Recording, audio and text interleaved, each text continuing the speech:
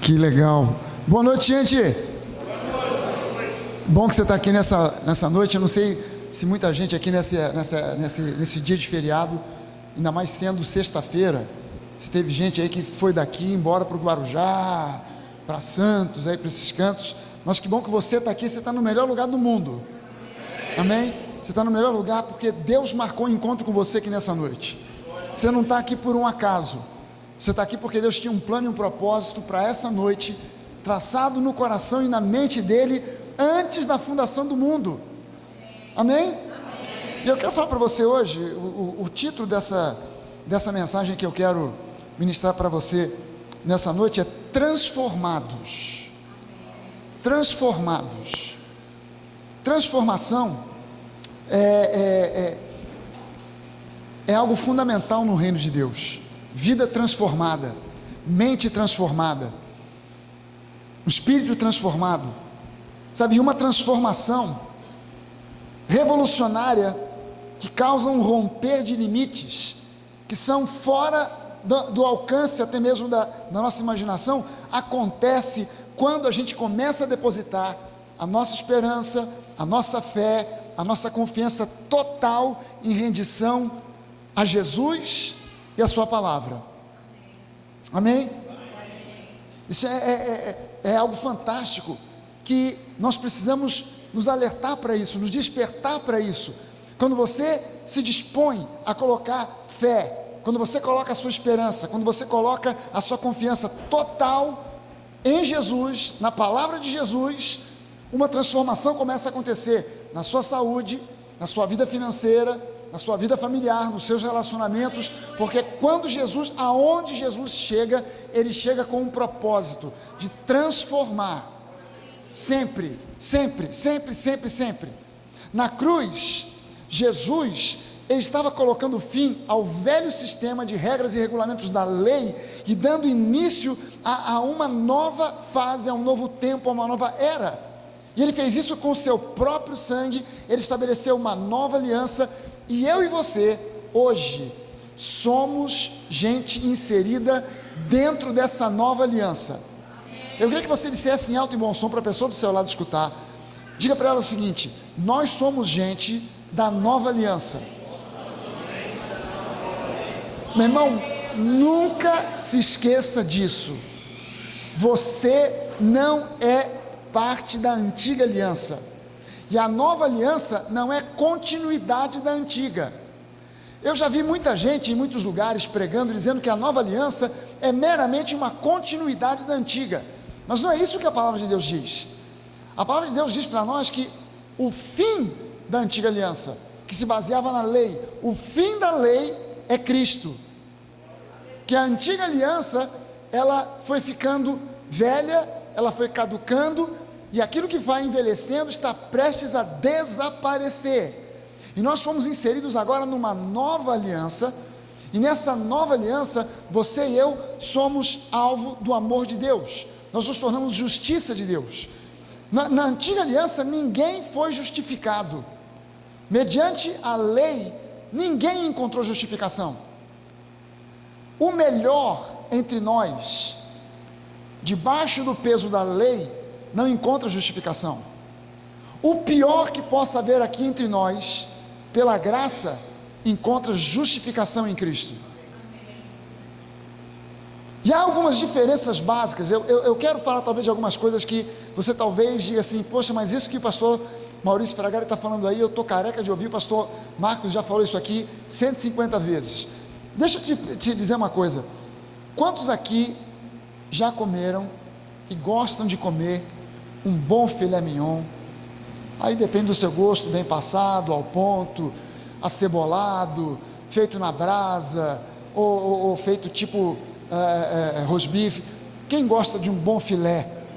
Quem gosta? Vem cá, se você tivesse comido filé ontem e eu oferecesse filé mignon para você hoje, você recusaria dizendo: não, já comi ontem.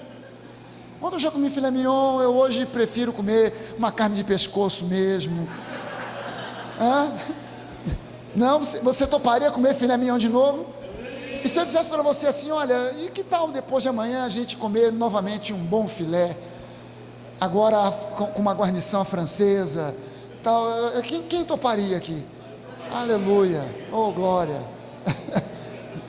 Talvez eu diga algumas coisas que você está careca de ouvir, mas é importante que nós entendamos a base ou as bases da nova aliança e o diferencial que há entre a nova e a antiga aliança, para que nós saibamos exatamente aonde nós estamos inseridos, para que a gente não seja jamais confundidos, porque o que eu mais vejo nas igrejas hoje são as pessoas confusas em relação ao que é a nova e a antiga aliança. Elas até pensam, elas dizem, não, nós somos gente da nova aliança, mas na prática elas vivem com resquícios da antiga, ou elas vivem na prática de resquícios da antiga aliança, e não na plenitude da nova. Há algumas diferenças entre a nova e a antiga aliança, que definem a transformação, que falam da transformação para todo aquele que se converte a Jesus Cristo. A lei, ela foi dada de uma maneira impessoal, através de Moisés, que era apenas um servo de Deus. Se você começar a ler Êxodo, quando Deus dá a lei, Deus não tinha o plano. Se você começar a ler a saída do povo de Israel do Egito, Deus não tinha um plano A de dar ao povo uma lista de regras e mandamentos. Deus queria estabelecer com o povo uma aliança. Quando Deus chama Moisés, Deus diz a Moisés: Moisés, você vai voltar ao povo e vai dizer que eu vou estabelecer com eles a minha aliança. Leia o livro de Êxodo e você vê que a palavra de Deus para Moisés foi essa. Quando Moisés desce o monte e tem o primeiro encontro com o povo, ele diz: gente, se preparem, santifiquem-se, porque amanhã Deus vai firmar uma aliança conosco.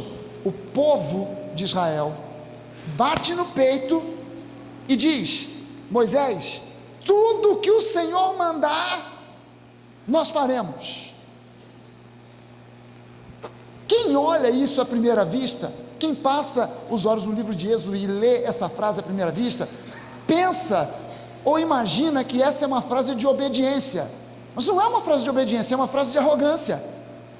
Para pensar o seguinte: se eu digo para você assim, deixa eu escolher alguém aqui, como é que é teu nome, meu irmão? Sérgio. Imagina o seguinte, eu digo para você assim: Sérgio, eu vou pedir uma coisa para você. Você já sabe o que eu vou te pedir? Ainda não. Aí você bate no peito e diz: pastor, pode pedir, porque o que o senhor pedir, eu faço. Você não sabia nem o que eu ia pedir para você pular do 10º andar sem paraquedas. Quer dizer, você não pode dizer que vai fazer alguma coisa que alguém te pede sem antes saber o que essa pessoa vai pedir para você, porque ela pode pedir para você um absurdo, ela pode pedir para você uma coisa completamente louca.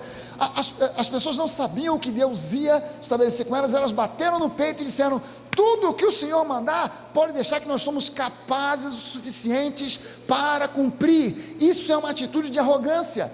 Quando eles se posicionaram dessa maneira, o clima, a linguagem de Deus muda. Deus muda a sua linguagem, e ele diz: Moisés, se é esse o pensamento do povo, se eles acham que eles podem realizar, até mesmo sem a minha ajuda, qualquer coisa que eu peça a eles, então faz o seguinte: a partir de agora, nenhum deles pode se aproximar. Trace uma linha ao pé do monte Sinai. Qualquer um que ultrapassar a linha, seja homem, seja animal, será flechado ou apedrejado. E durante 1500 anos de prevalência da lei, ninguém desenvolveu intimidade com Deus. Deus não teve na antiga aliança um filho sequer. Todos eram no máximo servos de Deus. Nem Davi, que era um homem segundo o coração de Deus, foi considerado ou chamado de filho de Deus, mas apenas de servo de Deus. Você entende que nós hoje na nova aliança, nós já não somos servos? As pessoas às vezes falam a respeito de nós assim, né? Fulano de tal, servo do Senhor. Pastor Marcos, o servo do Senhor. O pastor Bené Gomes, o servo do Senhor. Mas por condição, você e eu não somos servos. Por condição, nós somos filhos. Nós nos tornamos servos por opção. É uma escolha que nós fazemos. Nós escolhemos servir, mas nós não somos obrigados, forçados ou condicionados a servir. Nós somos colocados como filhos amados, que se dispõem a servir a um pai que é amoroso. Nós não somos escravos, nós somos livres. Nós somos filhos de um Deus amoroso. Amém? E o amor dele é tão grande que nós optamos por servi-lo. Eu não sei quantos aqui são pais. Quantos aqui são pais e mães? Você imagina só o seguinte: imagina que o pastor Marcos fosse o presidente de uma grande empresa, uma baita de uma empresa multinacional, gigantesca, e o filho dele fosse trabalhar com ele. Eu pergunto para você o seguinte: agora o pastor Marcos é o patrão do seu próprio filho. O que você acha? Como é que você acha que o filho olha para o pastor Marcos? Como o patrão ou como o pai? O que ele vê em primeiro lugar? O patrão ou o pai? É inevitável que ele veja o pai em primeiro lugar. Por quê? Porque ele é pai e porque ele é filho. Ele pode ter um comportamento durante o trabalho, durante o momento de expediente, ele pode ter um comportamento profissional e não ter tanta intimidade, porque está no ambiente de trabalho, mas ele sabe, aquele ali não é simplesmente o presidente da companhia, é o meu pai. Ele também é o presidente da companhia, ele também é o meu patrão, ele também é o meu chefe, mas antes de mais nada, ele é o meu pai. Quantos aqui entendem que antes de Deus ser seu Deus, ele é teu pai? Antes de ser seu Senhor, ele é teu pai. Todas as outras classificações, Senhor, Deus, Rei, antes de qualquer outra classificação que Deus tem, ele é Rei, ele é Senhor, ele é Deus, mas antes disso, para mim e para você, ele é o nosso Pai.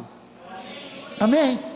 Na velha aliança, Deus deu a lei de uma forma impessoal, através de um FedEx espiritual, Moisés, você pega a lei e você leva para o povo. Na graça, na dispensação da graça, na nova aliança, a graça foi pessoalmente manifestada através de Jesus, o próprio Filho de Deus em carne e osso. A graça não é uma doutrina, a graça não é uma ideia, a graça não é um princípio, a graça é uma pessoa, a graça é Jesus. O nosso relacionamento não é com uma doutrina, é com uma pessoa, com um Deus vivo, que se manifestou em carne através de Jesus. Jesus, ele é a graça. Aliás, Jesus, ele é a graça, Jesus, ele é a verdade, Jesus, ele é a vida, Jesus, ele é o caminho, Jesus é a palavra. A palavra e Jesus são uma e mesma coisa. Leia o Evangelho de João. Como é que é a abertura do Evangelho de João? No princípio era o verbo. Essa palavra verbo no grego é logos, e logos é traduzida como palavra. Também pode ser verbo, porque o verbo é a palavra que age. No princípio era o logos, era a palavra, e a palavra estava com Deus, e a palavra era Deus. Aí no versículo 14 ele diz: e essa palavra se fez carne e habitou entre nós, e nós vimos a sua glória, glória como do unigênito do Pai. O que João está dizendo? A palavra se fez carne, ou seja, Jesus é a palavra em carne e osso. A palavra é Jesus em papel e tinta. Quando você olha para um, você está vendo o outro. Se você diz assim: poxa, eu gostaria tanto de ver Jesus, você tem duas opções: ou você morre e vai para o céu, ou você abre a sua Bíblia e dá de cara com ele. A segunda opção é um pouco mais tranquila, né? Menos radical. A lei, ela estabelecia o padrão daquilo que o homem deveria fazer e ser. A graça revela quem Deus é e o que Ele pode fazer por todo aquele que crê. O foco da antiga aliança era o homem, o foco da nova aliança é Deus. Na antiga aliança, eu tinha que tomar conta de mim mesmo.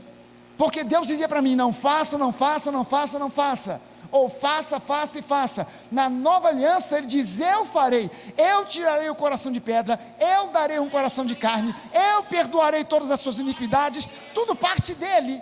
Você entende que não existe nada que Deus peça de você que seja difícil ou muito difícil?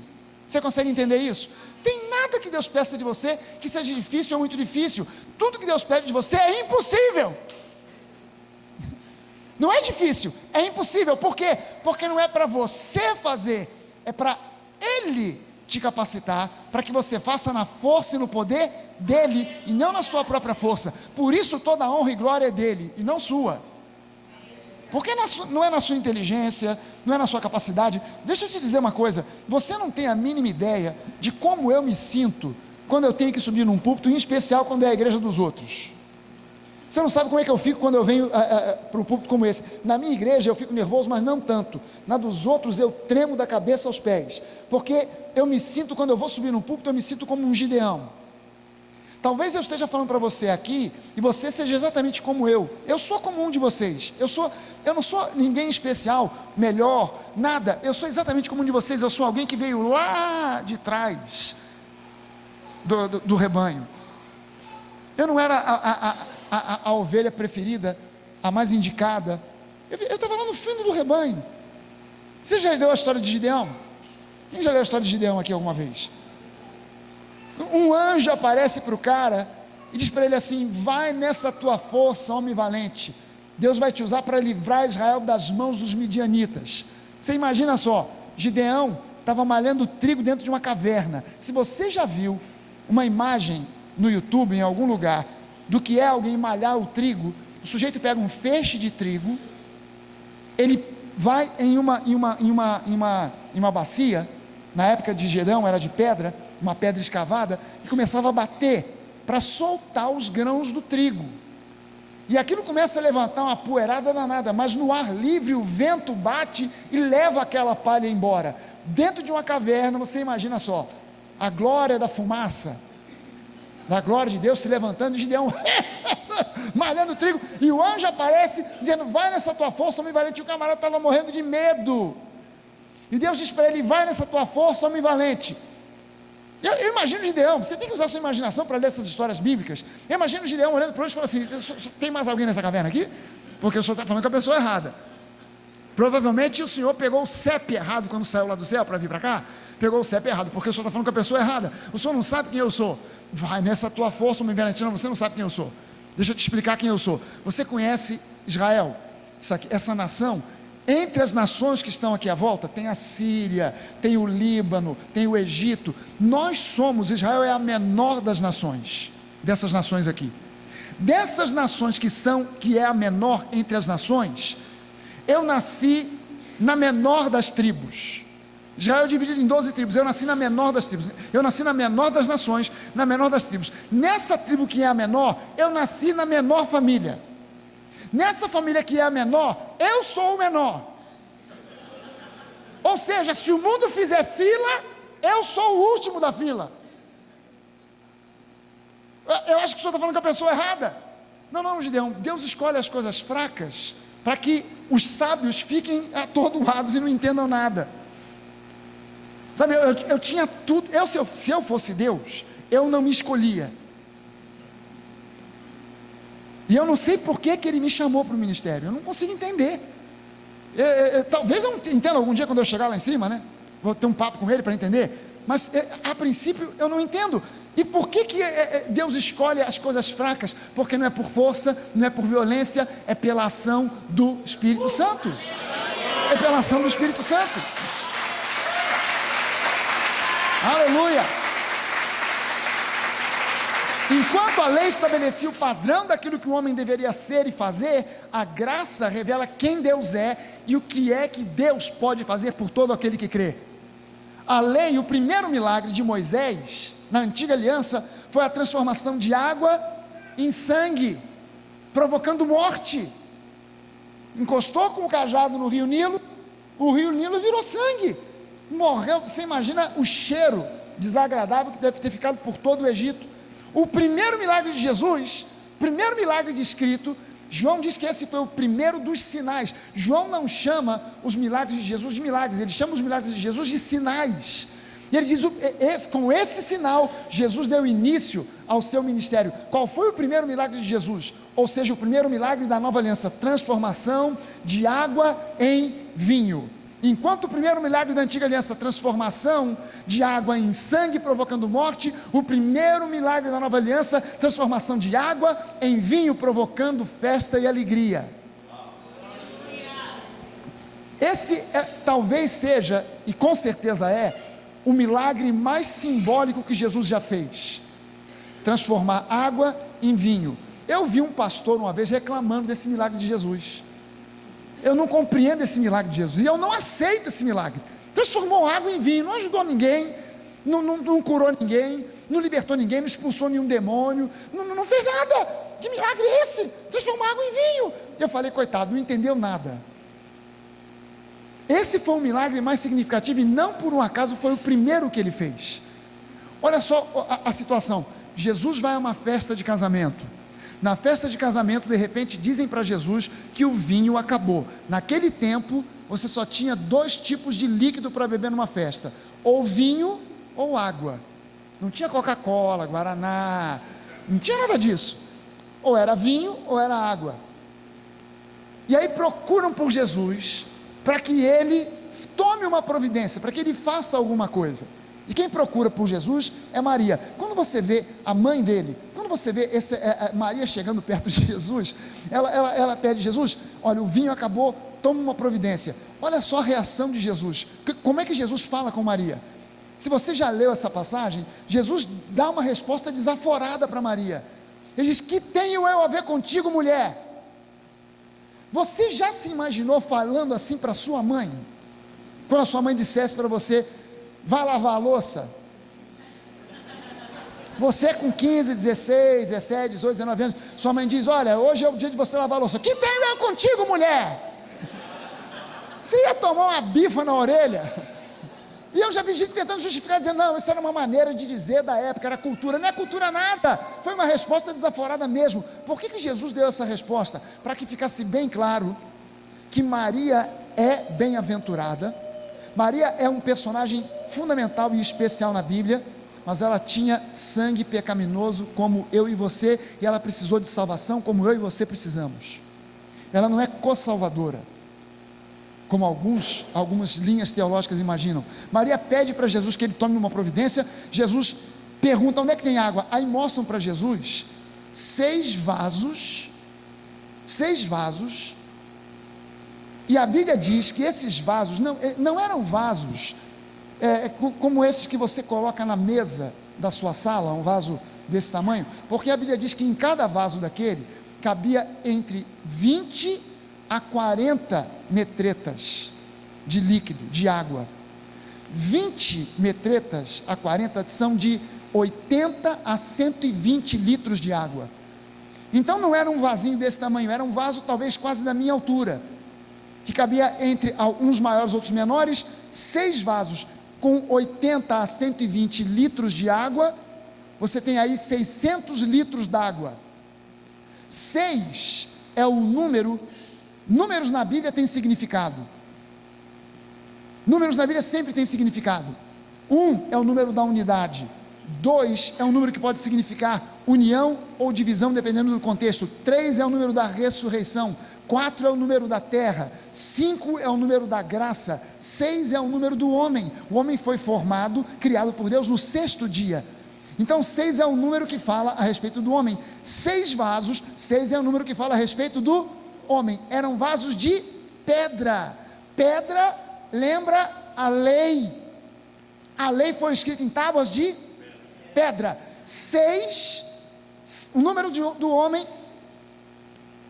cabendo 600 litros de água. E essa água não era uma água para beber, para matar a sede de ninguém. Era uma água para rituais judaicos. Que rituais eram esses? Esses rituais não estavam previstos na lei. Eram rituais que foram desenvolvidos pela tradição, baseados na lei. Então você sabe que o judeu, aonde ele chegava, tinha que lavar a mão, tinha que lavar pé. Então botaram aquela aguaceira toda lá, para que as pessoas que chegavam na festa lavassem as mãos, lavassem os pés e fossem participar da festa. Aí Jesus manda encher esses vasos, que não era água para matar sede, era água do ritualismo judaico, baseado na tradição judaica, que se baseava na lei. O número do homem, em vasos de pedra que aponta para a lei, com uma água que não era para matar sede, mas era uma água para rituais e ritos, ligados com a lei. Jesus manda encher de água, vai lá e transforma aquela água em vinho. O que Jesus estava dizendo? É para isso que eu vim, para transformar a vida do homem, de uma água sem graça, em um vinho saboroso. A sua vida não foi salva por Jesus para ser uma vida sem graça, sem sal, mas para ser uma vida comparável a um vinho saboroso da melhor qualidade. Porque a Bíblia diz que o mestre Sala, quando provou o vinho, até repreendeu o dono da festa. Rapaz, esse é o melhor vinho que eu já bebi. Você deveria ter servido esse vinho primeiro, mas você deixou para depois, serviu primeiro um vinho de baixa qualidade. Mas na verdade, Jesus estava dizendo, é para isso que eu vim, para que você entenda que você não tem mais que viver com base em ritos e rituais que se inspiram na lei, mas você agora tem que viver com base no vinho da nova aliança. Amém? Porque vinho fala de alegria. Eu não vou nem perguntar, eu sei que todo mundo aqui é crente, mas se você algum dia já tomou uma taça, um cálice de vinho, você toma primeiro gole, muito bom, segundo gole, é muito bom, terceiro gole esse vinho é bom, quarto gole, esse vinho é de primeira, no quinto gole você já está, aleluia, é do céu.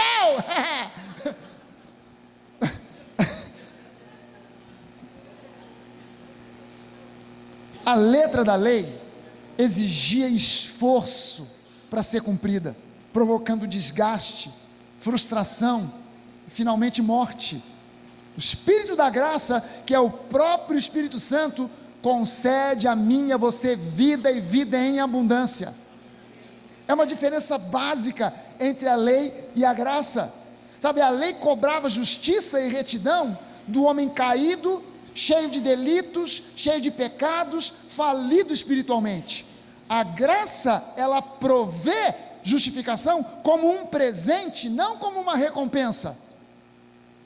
Você entende a diferença entre presente e recompensa?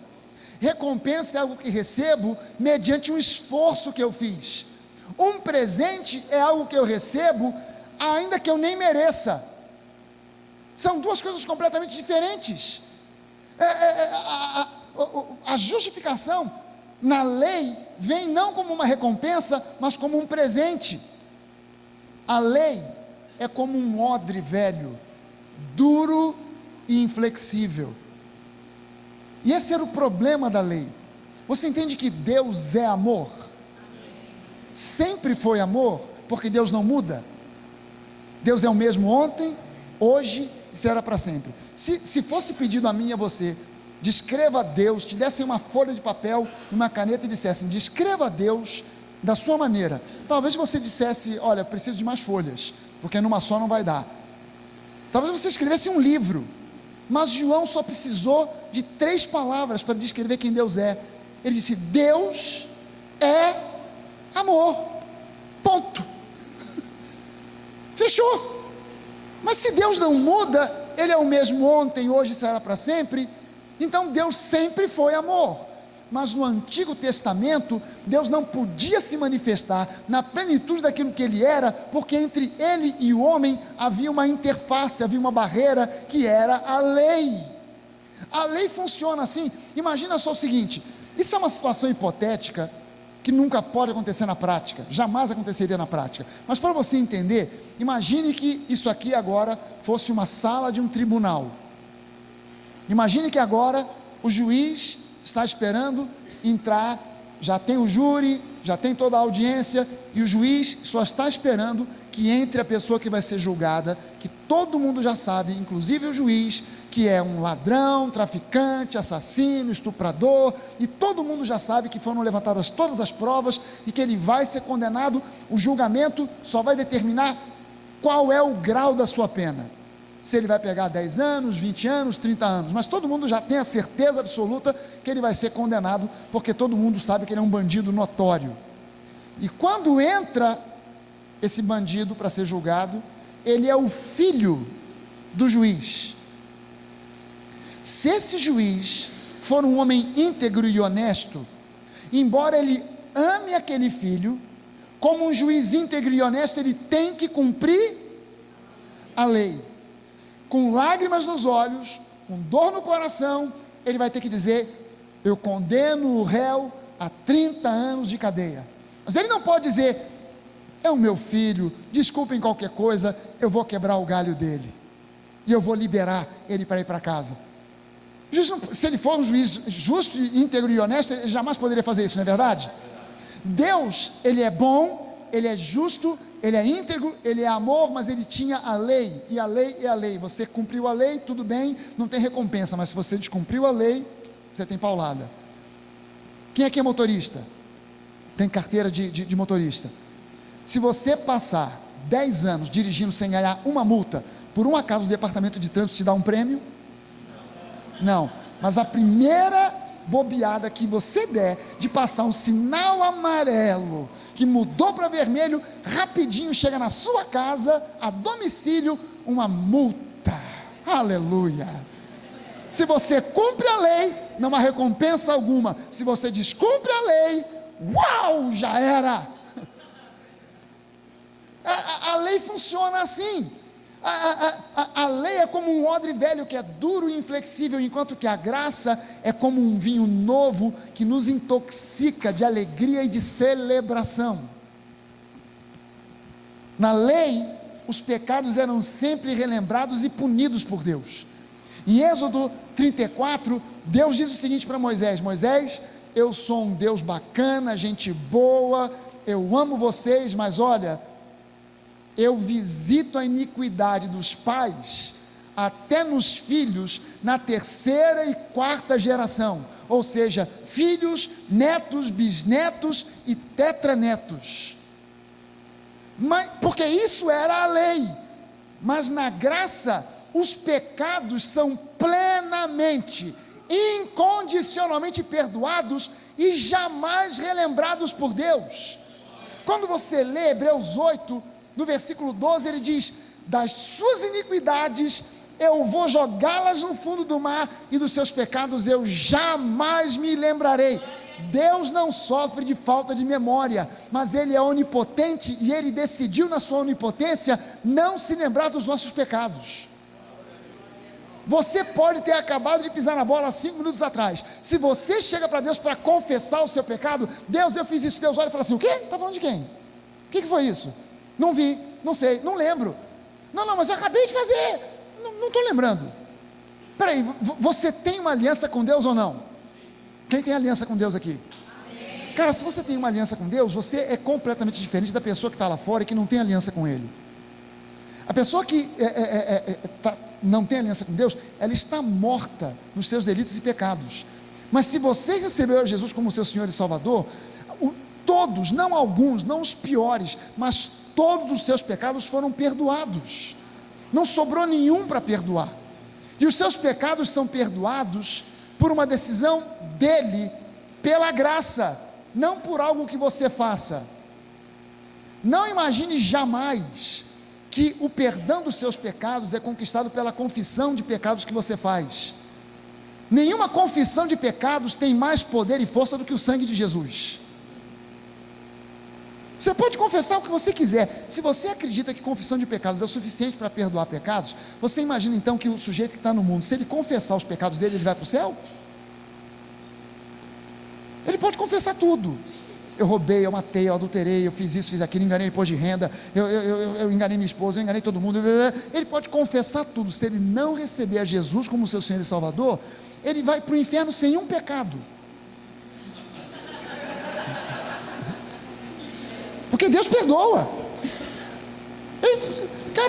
Mas Deus, eu confessei todos, mas só faltou uma coisa: confessar não os pecados, mas a Jesus como Senhor. A Bíblia não diz assim: se você confessar todos os seus pecados, será salvo. Não, se você confessar a Jesus como seu Senhor, e no seu coração crer que Ele ressuscitou de entre os mortos, serás salvo. E não bota a condição de você ter que ficar relembrando os seus pecados, porque dos seus pecados Ele já não se lembra. A lei, ela alternava bênçãos com maldições, dependendo do desempenho da pessoa. A graça somente dispensa bênçãos, nunca maldições, porque Jesus se fez maldição no nosso lugar, para que nós só recebêssemos as bênçãos que foram destinadas a Abraão, e ainda com um upgrade. Alguém diga amém, é isso aí. A lei era centrada no desempenho do homem, no que a pessoa devia fazer para agradar a Deus. Leia Êxodo 20, do versículo 3 em diante, e você vai ver que a lei, ela é centrada no desempenho do homem, naquilo que a pessoa deveria fazer. A graça tira o homem do centro de todas as coisas e coloca Jesus. Quem aqui entende que Jesus é o centro do universo? Se você for ler Colossenses, no capítulo 1 de Colossenses, Paulo dá uma descrição que é a descrição mais fantástica que toda a Bíblia a respeito de quem Jesus é. Diz que tudo foi criado por Ele, por meio dEle, para Ele, e sem Ele nada do que foi feito se fez. Que Ele domina sobre todas as coisas, e todas as coisas são sustentadas por Ele. Cada movimento de respiração que você faz, você não paga um centavo pelo ar que você respira, mas é Deus quem te dá tanto o ar, quanto o movimento muscular para você poder respirar. É Deus que faz com que todo o universo se mantenha com tudo no lugar. É mantido por Jesus, é sustentado por Ele. Tudo é sustentado e mantido por Ele. Ele é o centro do universo.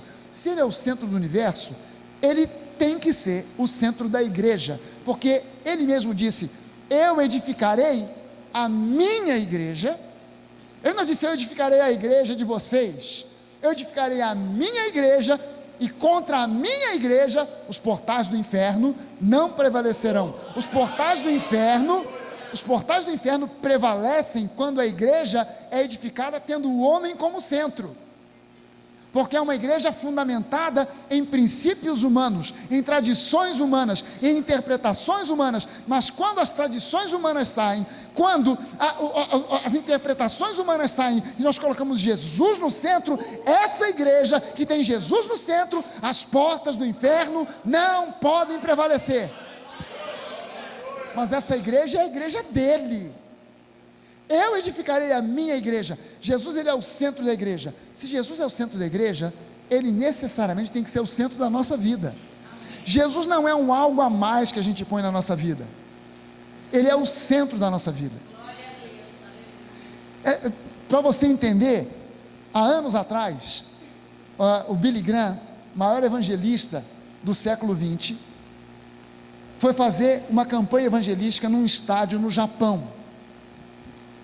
No final da sua pregação, ele fez um apelo. Então, você que quer receber a Jesus como seu Senhor e Salvador, fique de pé. Todo o estádio ficou de pé. Todo o estádio. Você já imaginou todo um estádio ficar de pé? Aí ele falou para o tradutor assim: peraí, você traduziu direito o que eu falei? Eu acho que você não traduziu direito.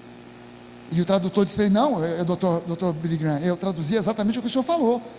Se alguém aqui quer receber a Jesus como seu Senhor e Salvador, fique de pé. Ele: não é possível, eu nunca vi uma resposta como essa. 100% das pessoas, todo mundo ficou de pé. Não tem alguma coisa errada. Manda todo mundo sentar. Todo mundo sentou. Aí ele falou: repita com cuidado o que eu vou dizer. Se você quer aceitar Jesus como seu Senhor e Salvador, fique de pé. Novamente 100% do estádio ficou de pé. Ele disse: não, tem alguma coisa errada. Aí o tradutor explicou para ele: doutor Graham, o senhor não está entendendo, o japonês é um povo muito educado. Então, como o senhor fez esse apelo, o senhor se dispôs a vir dos Estados Unidos até o Japão, o senhor organizou essa baita campanha. Eles, em resposta educada ao seu apelo, eles estão dispostos a acrescentar Jesus a toda uma outra série de instituições espirituais que eles têm, como rituais de adoração aos antepassados e etc e tal. Eles estão dispostos a acrescentar Jesus a isso. Ele falou: agora entendi. Então refaça o apelo. Diga o seguinte: quem está disposto a ter somente Jesus como seu Senhor e Salvador, deixando para trás e desprezando qualquer outro sistema religioso, para abraçar a causa de Cristo, fique de pé. Aí só meia dúzia levantou. Porque você não pode acrescentar Jesus como se ele fosse meramente alguém que vai te ajudar a ter uma vida um pouco melhor. Se você quer uma vida melhor, Jesus tem uma vida melhor para você, mas ele só te dá a vida melhor quando você coloca Jesus no centro de todas as coisas, quando você coloca Jesus no centro da sua vida. Sabe, na lei você era desqualificado em função da sua desobediência. Na graça você é qualificado através da obediência de Jesus, não da sua. O que importa hoje é o quanto ele foi obediente, não o quanto eu sou obediente, porque a minha obediência, ela é falha. Não levante a mão, não responda, continue olhando para frente, sorrindo, dizendo glória a Deus e aleluia. Mas quantos de vocês, responda só para você, quantos de vocês alguma vez na vida sentiram um impulso que você sabia que era de Deus para fazer alguma coisa e você não fez? Não levante a mão, não diga amém, não diga fui eu, pastor. Apenas continue olhando para frente, sorrindo e dizendo glória a Deus, aleluia. Deve ter sido o irmão aqui do lado, não fui eu. Você entende que por mais que você pode me dizer assim, pastor, mas foi uma vez só. Sabe, 100 vezes Deus me pediu coisas e nas 100 vezes eu obedeci. Na 101, eu falei assim, mas isso aí não vai dar certo, desculpe qualquer coisa, Deus, mas eu estou fora. Ninguém ficou sabendo, só você e Deus. Deus não mandou um raio, Deus não mandou um sinal, você não obedeceu, então eu vou te mandar um sinal, tu vai ter um negócio aqui marcado na testa, assim, ó, brilhando, uma luz brilhando aqui, todo mundo vai saber, desobediente a Deus, desobediente a Deus, desobediente a Deus. Deus não fez isso, não caiu um raio, não veio maldição, Deus continuou te amando, mas você desobedeceu. Então a sua obediência não é 100%, mas a obediência de Jesus foi obediência até a morte. Filipenses capítulo 2 nos diz que ele foi obediente, e obediente até a morte, e morte de cruz, que em nada Jesus desobedeceu. Por quê? Porque era fundamental que ele, que era o nosso substituto, fosse obediente em todas as coisas. Por quê? Porque você e eu não temos a perfeição que ele tem, a gente só pode desfrutar da perfeição dele pela graça, porque ele nos concede a perfeição dele. Na lei, você era justificado pelas suas obras, na graça, você é justificado pela fé. Sob a lei, o pecado era contagioso, o judeu vivia numa paranoia. Quando ele vinha andando e olhava, vinha do lado de lá um samaritano, ele atravessava a rua para nem pisar na mesma calçada, porque não era uma questão de simplesmente odiar o samaritano, é que se ele pisasse na mesma calçada, podia dar o azar dele pisar em cima da pegada do samaritano, ele ficaria impuro. Ele não podia ir a um sepultamento, porque se ele encostasse em um cadáver, ele ficava impuro, ele tinha que passar por um ritual de purificação, que era uma semana internado no templo, tomando banhos rituais e etc e tal. Então ele evitava tudo isso. Na nova aliança, se na antiga aliança o pecado era contagioso, sob a graça, a justiça e a vontade de Deus é que são contagiosas. Jesus, quem é que já leu aqui o Sermão da Montanha? Sermão do Monte, Sermão das Bem-aventuranças, bem-aventurados, já leu, não leu? Como é que é o final do Sermão do Monte? Capítulo 8 de Mateus. Jesus desce o monte, e quando ele desce, a primeira pessoa que ele encontra é um leproso. Esse leproso corre para Jesus. Esse leproso já tinha quebrado a lei pelo fato de estar num lugar público. Pela lei, ele deveria ser apedrejado, só pelo fato de estar ali. Ele corre para Jesus, se prostra diante de Jesus e pede: mestre, se você quiser, você pode me purificar. Segundo a lei, o que Jesus tinha que dizer para aquele leproso? O que você está fazendo aqui? Quem é você? Um leproso para estar aqui? Apedrejai-o. Mas Jesus olha para o leproso e diz: eu quero e impõe as mãos sobre o leproso, ele toca no leproso. Você imagina esse homem que durante anos ninguém tocou nele. Ele perdeu o toque da sua esposa, ele perdeu o toque dos seus filhos, ele perdeu o toque dos seus amigos. Há anos ninguém tocava nesse homem, e Jesus toca, e quando Jesus toca, não é Jesus que fica leproso, é o leproso que fica puro.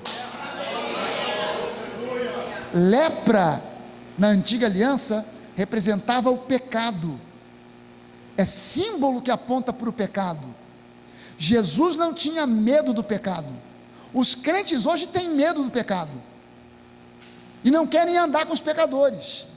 É por isso que nas igrejas, as igrejas crescem muitas vezes pelo rodízio de crentes que saem de uma igreja para mudar para outra, mas são menos as pessoas que se convertem de fato. Por quê? Porque a igreja passou a ter medo dos pecadores. Cara, a gente tem que perder esse medo. Por que a gente tem medo dos pecadores? Porque a gente tem medo de que eles nos contaminem, em vez de nós os contagiarmos. Você entende que se você é salvo, você tem o Espírito de Deus, você já está capacitado para falar com alguém que é um baita de um pecador, que é de repente alguém que está nas drogas, que está na prostituição, sem que aquilo contamine você, mas que você contagie aquela pessoa e ela venha a se converter? O que a gente precisa é perder o medo do pecado, porque nós estamos debaixo da graça, e a graça é que é contagiosa, não mais o pecado. Debaixo da lei, você vai ser sempre um pobre, miserável pecador. Debaixo da graça, você é transformado em um santo, justificado por Cristo. A lei, ela é inflexível. A lei não olha a sua cor, a sua idade, o seu tamanho, se você é alto, baixo, branco, preto, bonito, feio. A lei, ela é inflexível. Ela não, por isso que a imagem aquela estátua que representa a lei tem uma venda nos olhos, porque ela é inflexível. Ela não pode ficar olhando para você para ver se você é bonito, feio, famoso ou um desconhecido. A lei, ela é inflexível. A graça é incondicional. Colossenses 1, 13 e 14 diz que Ele nos libertou do império das trevas e nos transportou para o reino do Filho do seu amor, no qual nós temos, não teremos, nós temos a redenção e a remissão dos pecados. Por que Paulo usa aqui dois termos que no dicionário de português significam a mesma coisa? Ele diz que nós temos a redenção e a remissão dos pecados. No dicionário Aurélio, redenção e remissão são sinônimos. Se você abrir o dicionário, definição de redenção, remissão, aí você vai no remissão, definição de remissão, redenção. No dicionário é assim, mas o contexto bíblico, para Paulo, redenção é uma coisa, remissão é outra. Remissão é o perdão pleno e completo de todos os pecados. Redenção é o livramento pleno e completo de todas as maldições. Na cruz do Calvário, eu não fui simplesmente perdoado dos meus pecados, eu fui liberto de toda e qualquer maldição. É impossível que hoje haja sobre a minha e sobre a sua vida, que é um crente em Cristo Jesus, cheio do Espírito Santo, que haja alguma sombra de maldição. Hoje em Cristo Jesus você é um abençoado. Não tem possibilidade de ser diferente disso. Por quê? Porque você hoje é templo, é casa, é habitação do Espírito Santo. O Espírito Santo não se submeteria a morar em uma casa aonde exista algum resquício de maldição. Entenda só o seguinte: antes da Páscoa, na prática judaica, antes da Páscoa, o judeu procura por toda a casa, é uma tradição, é um ritual, ele não está procurando literalmente por isso, mas ele vai procurar por toda a casa, as crianças, a esposa, o marido, todo mundo procura pela casa. Na véspera da Páscoa, eles procuram por fermento. Fermento, na tradição do Antigo Testamento, aponta para o pecado. Se ele encontrar alguma coisa que possa ser considerada como fermento, ele tem que varrer e jogar fora para que a casa fique livre de todo e qualquer resquício de fermento. Fermento aponta para o pecado.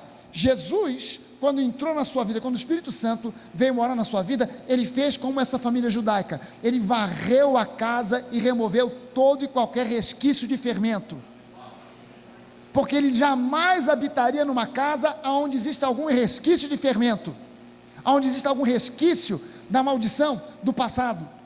Você agora é livre de toda maldição. Você hoje, fazer um culto de quebra de maldição, desculpe o termo, talvez seja muito forte, mas um culto de quebra de maldição é uma idiotice. E por que é uma idiotice? Porque eu já vi cultos de quebra de maldição, e o sujeito pede o seguinte: lembre-se agora de todos os seus pecados. Primeira coisa, é impossível. Lembrar de todos eles é impossível. As pessoas ficam tentando, pega caneta e papel e começa a anotar. Deixa eu lembrar, como é que foi? O primeiro que eu lembro era aos 5 anos de idade. Não, mas você já tinha feito algumas 4 e não está lembrando. Aí você começa a escrever: não, aos 5 anos eu puxei o rabo do gato da minha tia. Anota. E você começa a fazer uma lista. Você não vai lembrar de todos.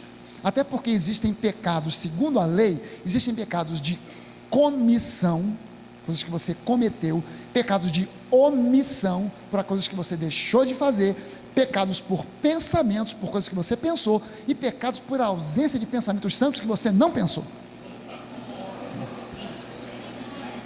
Então você não vai nunca conseguir lembrar de todos. Mas a coisa fica pior, porque você tem que lembrar dos seus e ainda confessar dos seus antepassados. Mas confessar dos seus antepassados é complicado, porque seu avô já morreu e não está mais aqui para dizer o que ele fez. E você pensa que ele era um santo, mas ele também andou aprontando. Mas você sabe o que é pior?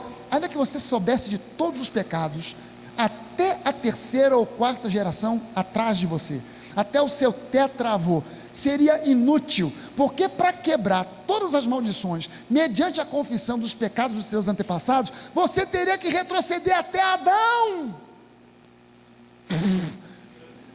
Você não ia conseguir chegar tão longe. Ainda que você chegasse até a 3ª ou 4ª geração, ia faltar pelo menos umas 50 gerações para trás, e você não ia se livrar de maldição nenhuma nunca. Jesus veio, e até onde você não sabia que existia maldição, Ele removeu da sua vida, e fez de você um abençoado. Nós temos remissão, perdão pleno, completo e total. E quando fala de remissão, é perdão pleno, completo e total. Ou seja, os seus pecados foram perdoados, não aqueles que você fez, mas até mesmo aquele que você fará. Olha só como é que funciona a coisa na cabeça da igreja. Você vem caminhando pela vida, aí você, quando chega aqui, aceitou Jesus. Daqui para trás está tudo perdoado. Jesus resolveu. E daqui para frente? Daqui para frente é por tua conta, dá seu jeito. Não, peraí. Se daqui para trás foi feito por Ele, daqui para frente não pode ser feito por mim, tem que continuar sendo feito por Ele. Se daqui para trás eu fui perdoado, daqui para frente também eu fui perdoado. Até pelo seguinte: quantos de vocês aqui estavam nascidos já quando Jesus morreu na cruz do Calvário? Ninguém? Quer dizer que todos os seus pecados naquela época eram futuros, mas todos eles da cruz foram perdoados. Ih, deu nó na minha cabeça agora, pastor, túnel do tempo. É para dar nó mesmo. Na cruz do Calvário todos os seus pecados ainda eram futuros, e Ele perdoou todos, não ficou nenhum de fora. Ele nos transportou. Transportar indica que houve uma mudança radical, das mãos do diabo para as mãos de Deus, das trevas para a luz, do estado de pecador para a condição de santo, da natureza pecaminosa para a natureza divina.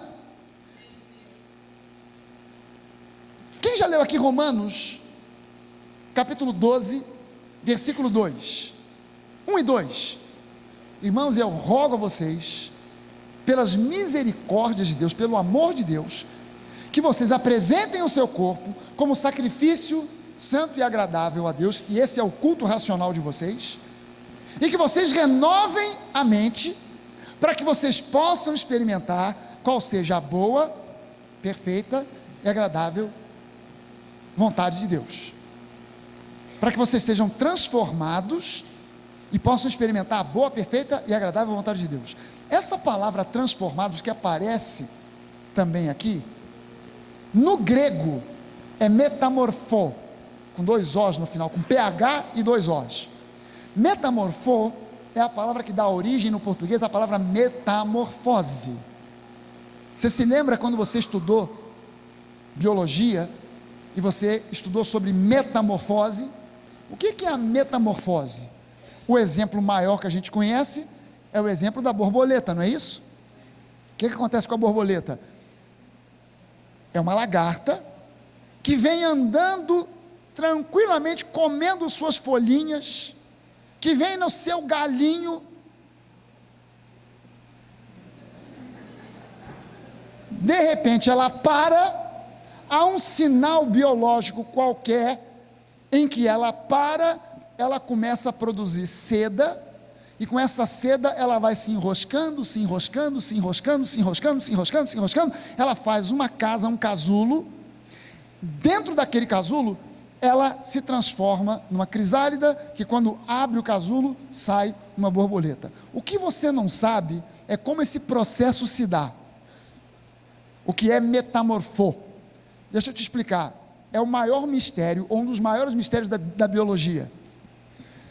Quando a lagarta se fecha no casulo, literalmente, não sei se tem algum biólogo aqui, literalmente, ela se liquefaz, ela morre, ela vira líquido, ela vira uma sopa, todas as suas proteínas se decompõem, ela vira uma sopa de aminoácidos, todo o seu DNA se decompõe, ela vira uma sopa daqueles componentes do DNA, ela vira uma sopa daquilo.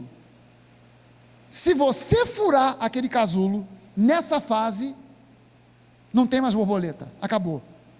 Se você deixar quieto, de repente, ninguém sabe como, aqueles aminoácidos que eram uma proteína, ou que eram proteínas que formavam o corpo da lagarta, começam a se juntar e se reorganizar. Aquele antigo DNA que se decompôs, começa a se juntar e a se reorganizar. E de repente, é formada uma borboleta, de uma sopa, de um bicho que morreu, virou uma sopa, sai uma borboleta. Pergunto eu para você o seguinte: o que a borboleta tem a ver com a lagarta? Nada. Se você tivesse se dado ao trabalho de colher material genético da lagarta, e agora colher material genético da borboleta, e comparar a genética da lagarta com a genética da borboleta, uma não tem nada a ver com a outra, você não vai achar resquício da lagarta, você não vai encontrar traço nenhum da lagarta. A lagarta tem potencial para virar uma borboleta, mas depois que virou uma borboleta, eu nunca vi uma borboleta voltar a ser lagarta. A Bíblia agora diz que você e eu passamos por um processo de metamorfose. Você era uma velha criatura e você foi metamorfoseado em uma nova criatura. Por quê? Porque você morreu com Cristo na cruz do Calvário. Você morreu com Ele, como a lagarta morre dentro daquele casulo, como a lagarta é sepultada naquele casulo, você foi sepultado com Cristo. No terceiro dia, a vida se reorganizou, Jesus ressuscitou e você ressuscitou com Ele. Quem olhou para o Jesus ressuscitado não reconheceu o Jesus de Nazaré que morreu na cruz. Os discípulos de Emaús andaram com Jesus mais de 11 quilômetros sem reconhecer que era Jesus, porque primeiro era a lagarta, agora é a borboleta. Eles andaram com Jesus, Jesus perguntou para eles: por que vocês estão com essa cara aí, de quem comeu e não gostou? Será que só você não está por dentro? Não está sabendo? Nós éramos discípulos de um cara chamado Jesus, e para nós ele era a esperança de Israel, e de repente esse camarada foi preso, crucificado e morto, a nossa esperança foi embora. Jesus gasta 11 quilômetros andando a pé com esses caras. Você já imaginou você fazer um passeio desse? 11 quilômetros andando com Jesus, e Jesus começando, a Bíblia diz que Jesus começando pelos profetas, começando por Moisés, indo em direção aos profetas, foi explicando para eles, é a meu respeito que as escrituras falavam. Quando vocês olhavam para as escrituras, e vocês viam a sarça ardente apontava para mim. Quando vocês olharam e viram Gideão vencendo os midianitas, aquilo apontava para mim. Quando vocês viram Josué vencendo e entrando na terra de Canaã, aquilo apontava para mim. Quando vocês liam sobre o maná caindo do céu, o maná fala para mim, a respeito de mim, que sou o pão da vida. Quando vocês viam o rio Jordão correndo, e as pessoas bebendo água, eu sou a fonte de água que mata a sede, da qual você nunca mais terá sede. Quando você via, Jesus foi explicando os salmos, Davi, todos os personagens, todas as histórias. Você imagina isso? 11 quilômetros andando com Jesus, e Jesus explicando, e os caras, caramba, eu nunca tinha ouvido isso. Como é que, quando eles chegaram a Emaús, a Bíblia diz que eles foram a uma estalagem, se sentaram numa mesa, Jesus pegou um pão, partiu o pão. Quando Jesus partiu o pão, é Jesus. Agora a gente reconheceu. Quando é que eles reconheceram Jesus? Quando Jesus pegou o símbolo da aliança, partiu e entregou para eles. Isso é o meu corpo. Caramba, agora eu estou entendendo, é Jesus. E pum, Jesus desapareceu. Jesus sumiu, foi embora. O Jesus que eles conheciam era a lagarta. O Jesus que eles viam agora era a borboleta. Você e eu éramos como lagartas que se rastejavam. Agora nós somos como os borboletas que podem voar, porque com Ele nós morremos, com Ele nós fomos sepultados, com Ele nós ressuscitamos. Isso foi feito por nós e para nós pela graça, não por um merecimento nosso, não por um meu esforço, mas pelo esforço dEle. Não teve nada a ver com o meu esforço. O que eu fiz para merecer a salvação? Cara, o que eu fiz para merecer a salvação? Você sabe o que eu fiz para merecer a salvação? Eu pequei, eu errei, eu falhei com meu pai, eu falhei com a minha mãe, eu falhei com os meus parentes, eu falhei com a sociedade, eu falhei comigo mesmo, eu falhei com Deus. Isso não me qualifica para nada. Isso só me qualifica para levar uma paulada na cabeça e ser desprezado num canto, mais nada.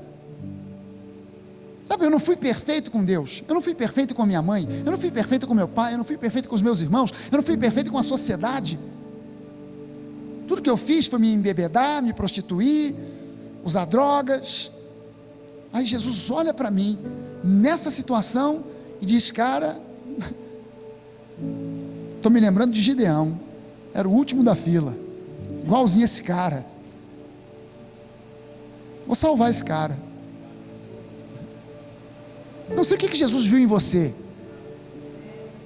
para te salvar, mas eu garanto para você, não foi seu merecimento, não foi o seu esforço, não foi a sua religiosidade, não é porque você orava muito, não é porque você era uma pessoa muito espiritualizada. As pessoas às vezes chegam para mim e falam, estão indo pela primeira vez na igreja, e falam assim: pastor, gostei muito do seu culto, eu nunca vim à igreja, mas eu sempre fui uma pessoa muito espiritualizada. E eu falo assim: e eu com isso?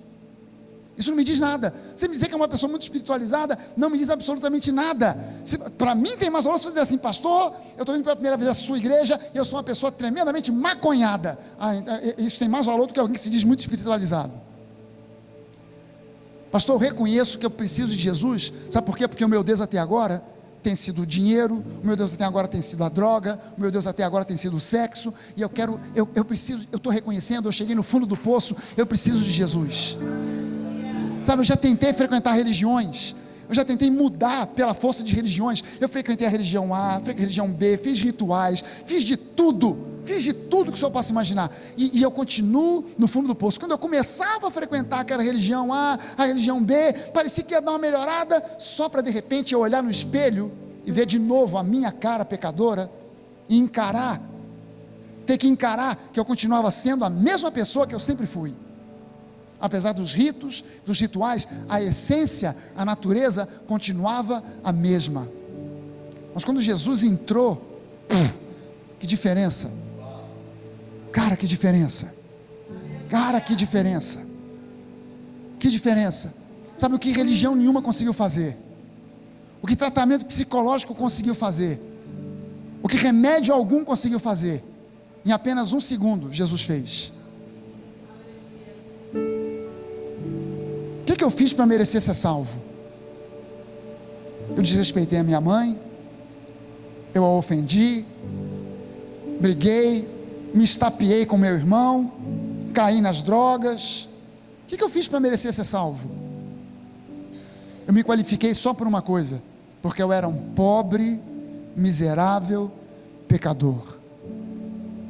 E quando Jesus viu em mim a minha insuficiência, quando Jesus viu em mim a minha incapacidade, e quando eu reconheci para Ele a minha insuficiência, quando eu reconheci para Ele a minha incapacidade, quando eu quando eu deixei de tentar salvar a mim mesmo pelas minhas próprias forças, e eu disse: Jesus, eu não aguento mais, eu preciso de você. Na mesma hora, não na semana seguinte, não no mês seguinte, não no dia seguinte, na mesma hora, Jesus veio em meu socorro, Ele me salvou, e a minha vida mudou da água para o vinho. No dia que eu me converti, eu entrei em casa. Minha mãe estava acostumada a me ver entrando em casa, ou bêbado, ou drogado, ou se não tivesse nada disso, no mínimo eu estava de cara amarrada, emburrado, e passava direto, ia para o meu quarto, ia para algum lugar, não tinha diálogo. Naquele dia, a presença de Jesus na minha vida foi algo tão forte, foi algo tão marcante, foi algo tão poderoso. Eu sentia, eu percebia a presença de Jesus vindo ao meu lado, me abraçando e dizendo: não precisa nem falar nada. Jesus não pediu para mim assim: confessa agora todos os seus pecados. Jesus não pediu nada, ele simplesmente me abraçou e disse: está tudo resolvido, está tudo perdoado.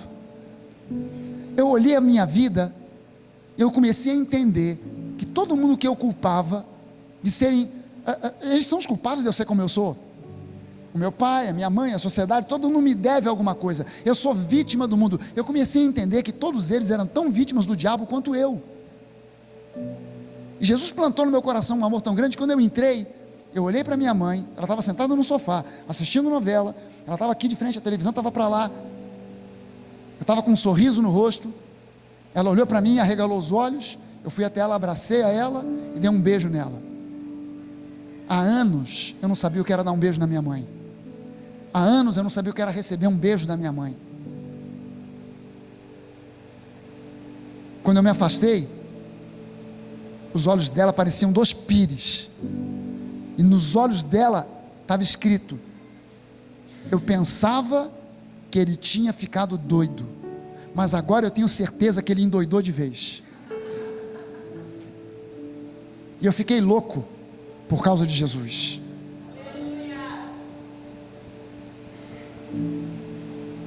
Transformação. Eu falei para você aqui que o título dessa mensagem era Transformados. Por quê?